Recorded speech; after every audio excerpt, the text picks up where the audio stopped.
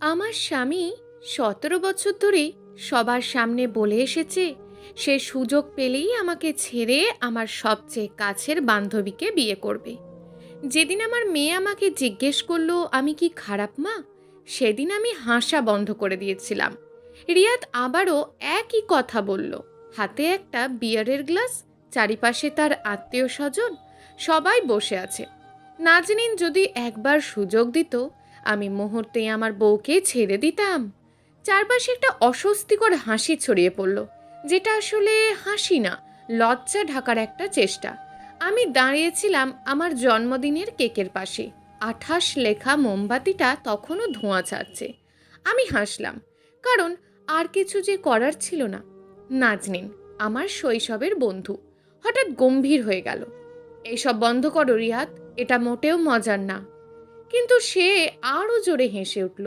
আরে, এত সিরিয়াস হওয়ার কি আছে, এটা তো জাস্ট মজা। মজা, এই একটা শব্দই ছিল তার ঢাল। ঈদের দিনেও সে বলতো মজা, বাড়ির আড্ডাতেও বলতো মজা। নাজিনিনকে জড়িয়ে ধরতো ভুল করে, সেটাও মজা।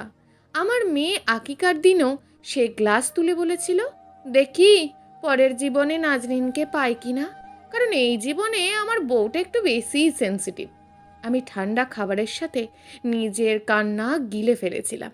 নাজনীন সবসময় আমার হয়ে দাঁড়াতো। তোমার স্ত্রীকে সম্মান করো রিয়াদ। ওফ, তুমি এত বোরিং কেন, সে বলতো। নাজনীন চলে যেত, আমি থেকে যেতাম, কারণ মানুষ অভ্যস্ত হয়ে যায়, বিশেষ করে যখন সবাই বলে ছেলেরা তো এমনই। কিন্তু আমার মেয়ে মেহরিন বড় হতে লাগলো, আর সে বুঝতে শুরু করলো। তার 7 বছরের জন্মদিনে রিয়া তার কপালে চুমু দিয়ে বলল, আমার মেয়ে সুন্দর হয়েছে, তবে নাজনীন যদি তার মা হতো তাহলে হয়তো আরও ভদ্র হতো। মেহরিন তখন কিছু বলেনি। সবাই চলে যাওয়ার পর সে আমার ঘরে এলো। গোলাপি ফ্রকটা কুঁচকে গেছে, চোখ লাল, হাতে ছোট্ট একটা ক্যান্ডির প্যাকেট। মা, বাবা কি তোমাকে ভালোবাসে না? নাজনীন খালা কি তোমার থেকেও ভালো মা হতো? আমার ভিতরে কিছু একটা ভেঙে গেল। রাগ না, ক্লান্তি, বহু বছরের জমে থাকা ক্লান্তি। সেই রাতে রিয়াদ নিশ্চিন্তে ঘুমাচ্ছিল, আর আমি বসেছিলাম রান্নাঘরে ফোন হাতে। ছবিগুলো দেখছিলাম, বছরের পর বছর একই দৃশ্য। সে অপমান করছে, আমি জোর করে হাসছি নাজনীন অস্বস্তি দিতে, আর মেহরিন আমার দিকে তাকিয়ে আছে, যেন ও আশা করছে একদিন আমি নিজের জন্য দাঁড়াবো। ঠিক তখন একটা মেসেজ এলো। সোহেল, রিয়াদের কলেজের বন্ধু। সে লিখল, মেহরিন ঠিক আছে তো? ওকে খুব মন খারাপ লাগছিল আজ। আমি উত্তর দিলাম, না, কিন্তু ঠিক হয়ে যাবে। সেই মুহূর্তে আমি বুঝলাম চুপ থাকাটাও একটা শিক্ষা দেয়, আর আমি চাইনি আমার মেয়ে শিখুক অপমান সহ্য করাটাই স্বাভাবিক। আমি চিৎকার করিনি, কাঁদিনি, আমি বদলাতে শুরু করলাম। পরের পারিবারিক ডিনারে রিয়াজ যখন আমাকে নিয়ে হাসাহাসি করছিল, এই দেখো আবার গাড়ি চালাতে ভয় পাচ্ছে, আমি সোহেলের দিকে তাকিয়ে বললাম, মজার ব্যাপার, সোহেল কাউকে অপমান করে নিজেকে বড় মনে করে না। চারপাশে নীরবতা নেমে এলো। রিয়াদ হাসলো, কিন্তু সেটা আগের মতন ছিল না। সেই রাত থেকে প্রতিবার সে আমাকে খোঁচা দিলে আমিও জবাব দিতাম। সে যদি বলতো নাজনীন ভালো রান্না করে, আমি বলতাম সোহেল অন্তত তার স্ত্রীকে একা রান্নাঘরে ফেলে রাখে না। সে যদি বলতো নাজনীন দেখতে কম বয়সী, আমি বলতাম সোহেল সম্মানের সাথে বয়স বাড়াচ্ছে। সে বলতো নাজনীন ভালো স্ত্রী হতো, আমি বলতাম সোহেল ভালো বাবা। ধীরে ধীরে তার হাসি থেমে গেল। শেষ ঘটনা ঘটল তার 45তম জন্মদিনে। বাড়ি ভর্তি মানুষ, গান বাজছে, বারবিকিউ চলছে। রিয়াদ গ্লাস তুলে বলল, আমার স্ত্রীকে ধন্যবাদ, যদিও সে নাজনীন না, তবুও চেষ্টা করে। মাত্র 2 জন হাসলো, বাকিরা চুপ। মেহরিন আমার দিকে তাকালো, তার চোখে অনুরোধ, মা এবার বলো। আমি দাঁড়ালাম। রিয়াদের জন্য হাততালি, যে 17 বছর ধরে ভেবেছে আমাকে অপমান করাটা মজার, আর সেই বাবার জন্য যে নিজের মেয়েকে কাঁদিয়েছে। রিয়াদ রেগে উঠল, আবার নাটক শুরু করেছো? আমি থামিনি। আর সোহেলের জন্য, কারণ সে আমাকে নিয়ে যেতে চাইতো যদি, আমি এক মুহূর্তও ভাবতাম না। সবাই স্তব্ধ। কি বললে তুমি? যেটা তুমি এত বছর ধরে বলেছো। আজ শুধু তুমি হাসছো না, মেহরিন নাজনীনের পিছনে লুকালো। রিয়াদ চিৎকার করলো, তুমি কি পাগল? ঠিক তখন মেহরিন সামনে এসে বলল, না বাবা, তুমি ভুল। নীরবতা নেমে এলো। আমি ভিতরে গেলাম, একটা সুটকেস নিয়ে বের হলাম। আজ তুমি এই বাড়ি ছেড়ে চলে যাবে? আমি কোথায় যাব? নাজনীনের কাছে যাও, তুমি তো সবসময় চাইতে। নাজনীন ঠান্ডা গলায় বলল, আমি কখনোই তোমাকে চাইনি। রিয়া দরজার দিকে এগোলো। ঠিক তখন তার ফোনে মেসেজ এলো, স্ক্রিন জ্বলল, সবাই দেখল সোহেলের মেসেজ। সব শেষ, ও এখনো কিছু জানে না। গল্পটি শেষ হয়নি তখনও, কিন্তু সেদিন আমি আর আমার মেয়ে দুজনেই শিখেছিলাম ভালোবাসা মানে চুপ করে সহ্য করা না, ভালোবাসা মানে নিজেকে সম্মান করা। ঘরের ভিতর বাতাসটা হঠাৎ ভারী হয়ে গেল।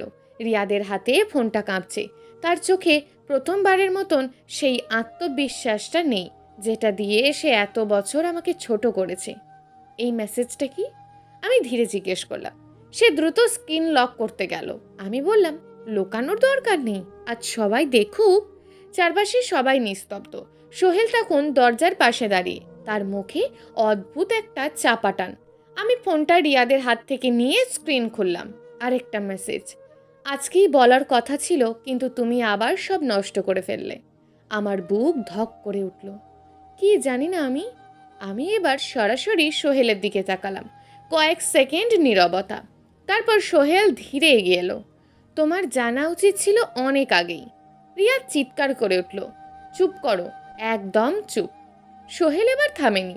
17 বছর ধরে তুমি যেটাকে মজা বলেছ, সেটা মজা ছিল না। আমার শরীর ঠান্ডা হয়ে গেল। মানে? সোহেল গভীর শ্বাস নিল। রিয়াদ নাজনীনকে শুধু পছন্দ করতো না, সে তাকে প্রপোজ করেছিল। চারপাশে ফিসফাস শুরু। নাজনীন চোখ বন্ধ করে দাঁড়িয়ে।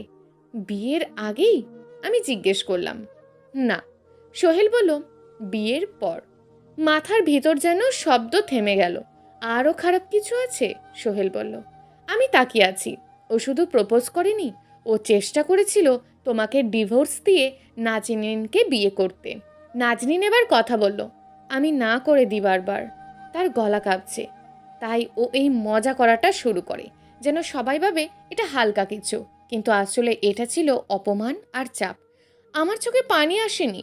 অদ্ভুতভাবে আমি হালকা অনুভব করছিলাম, কারণ আজ সব পরিষ্কার। তুমি জানাতে পারতে। আমি বললাম নাজনীনকে। তুমি ভেঙে পড়তে। সে ফিসফিস করলো। আর আমি ভাবতাম হয়তো থেমে যাবে। আমি মাথা নেড়ে হাসলাম। ও কখনো থামেনি। রিয়াদ এবার চেঁচিয়ে উঠল, সবাই আমাকে খলনায়ক বানাচ্ছে, আমি কিচ্ছু করিনি। আমি তার দিকে তাকালাম। এই প্রথমবার কোনো ভয় নেই। তুমি কিছু করনি?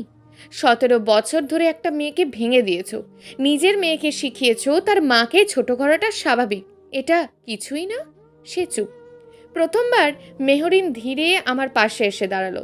তার ছোট্ট হাতটা আমার হাতে ধরল। মা, আমরা কি এখন যাব? আমি নিচে তাকিয়ে হাসলাম। হ্যাঁ মা, আমরা যাব। রিয়াদ হঠাৎ বলল, তুমি আমাকে ছেড়ে যাচ্ছ? আমি শান্ত গলায় বললাম, না, আমি নিজেকে বেছে নিচ্ছি। এই কথাটা বলতেই যেন বুক থেকে 17 বছরের ভার নেমে গেল। 3 মাস পর একটা ছোট্ট ফ্ল্যাট। বারান্দায় রোদ পড়ছে। মেহরিন রং পেন্সিল দিয়ে আঁকছে। আমি রান্নাঘরে দাঁড়িয়ে চা বানাচ্ছি। মা, সে ডাকলো। কি হলো? আমার ছবিটা দেখো। আমি গিয়ে দেখলাম একটা ছবি, একটা মা আর একটা মেয়ে, দুজনেই হাসছে। বাবা নেই। আমি জিজ্ঞেস করলাম। সে একটু ভেবে বলল, থাকলে আঁকতাম, কিন্তু এখানে আমরা খুশি। আমার চোখ ভিজে গেল। ঠিক তখন দরজায় নক। আমি খুললাম। সোহেল দাঁড়িয়ে। ভিতরে আসবো? আমি কিছুক্ষণ তাকিয়ে থেকে বললাম, আসো। সে ভেতরে ঢুকে মেহরিনকে দেখে হাসলো। কেমন আছো? ভালো। মেহরিন বলল, এখানে কেউ মাকে কাঁদায় না। সোহেলের মুখটা গম্ভীর হয়ে গেল। আমি ধীরে বললাম, সব কিছু বদলাতে সময় লাগে। সে মাথা নেড়ে বলল, তুমি ঠিক কাজ করেছ। আমি হালকা হাসলাম। আমি দেরি করে হলেও ঠিক করেছি, সে উত্তর দিল। কিন্তু করেছো, এটাই যথেষ্ট। রাতে মেহরিন আমার পাশে ঘুমিয়ে। আমি তার মাথায় হাত বুলিয়ে দিচ্ছি। সে আধো ঘুমে বলল, মা, তুমি খারাপ মা না, তাই তো? আমার বুকটা কেঁপে উঠল। আমি তাকে জড়িয়ে ধরে বললাম, না মা, আমি শিখছি ভালো মা হতে। সে হেসে ঘুমিয়ে পড়ল। আমি জানালার বাইরে তাকালাম। অন্ধকার আছে, কিন্তু এবার আলোও আছে। কারণ ভালোবাসা মানে কারোর জন্য নিজেকে হারানো না, ভালোবাসা মানে নিজেকে ফিরে পাওয়া। সমাপ্ত। গল্প আলো অন্ধকার। লেখক গল্পঘর।